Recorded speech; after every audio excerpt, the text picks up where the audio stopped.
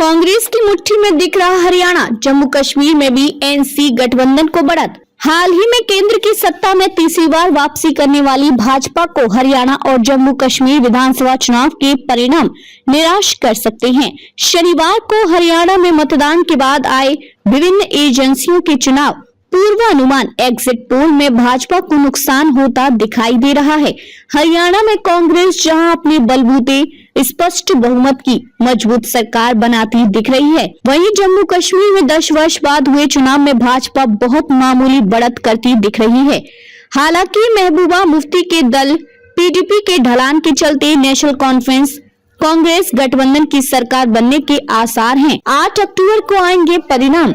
हरियाणा और जम्मू कश्मीर की 90 विधानसभा सीटों के लिए हुए चुनाव के परिणाम 8 अक्टूबर को मतगणना के बाद सामने आएंगे। हरियाणा में माना जा रहा है कि 10 वर्ष से सत्तासीन भाजपा को सत्ता विरोधी लहर से नुकसान हो सकता है। संभवतः यह नाराजगी लंबे समय तक हरियाणा की कमान संभालने वाले मनोहर लाल खट्टर के प्रति थी, जिसके चलते चुनाव के कुछ माह पहले ही भाजपा नेतृत्व ने उन्हें अपदस्थ कर नायब सिंह सैनी को सीएम बनाया।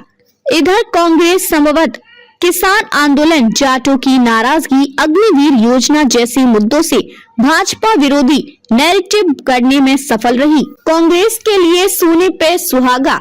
ये भी माना जा रहा है कि जेल से छूटकर संवेदनाएं भुनाने के लिए गृह राज्य के चुनाव में उतरे दिल्ली के पूर्व मुख्यमंत्री अरविंद केजरीवाल की पार्टी सहित बसपा, इनेलो या जसपा जैसे दल लगभग बेअसर रहे, जिसके चलते भाजपा विरोधी वोटों का बिखराव होता भी नहीं दिख रहा। जम्मू कश्मीर में भी बहुमत के करीब एग्जिट पोल का अनुमान है कि कांग्रेस को 50 से 55 सीटें मिल सकती हैं, जबकि भाजपा 25 से 26 के आसपास सिमट सकती है।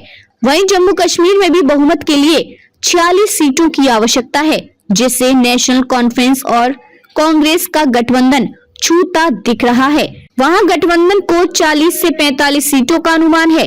वहां के चुनावों को थोड़ा अलग दृष्टिकोण से भी देखने को जरूरत है। जम्मू क्षेत्र में 43 सीटें हैं और कश्मीर में 47 सीटें हैं। अगस्त 2019 में मोदी सरकार ने इस केंद्र शासित प्रदेश में जो अनुच्छेद 370 को हटाया, उसका लाभ भाजपा को जम्मू में मिलने की संभावना है।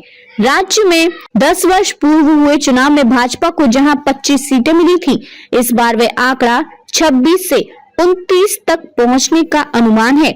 मगर ये सीटें जम्मू से ही मिलती दिख रही हैं, क्योंकि अलगाववादियों की गतिविधियों के केंद्र में रही घाटी में भाजपा को फिर मतदाताओं का सहयोग नहीं मिला, जबकि नेका कांग्रेस गठबंधन को बढ़त के साथ यही लगभग 30 सीटें मिलने के आसार हैं।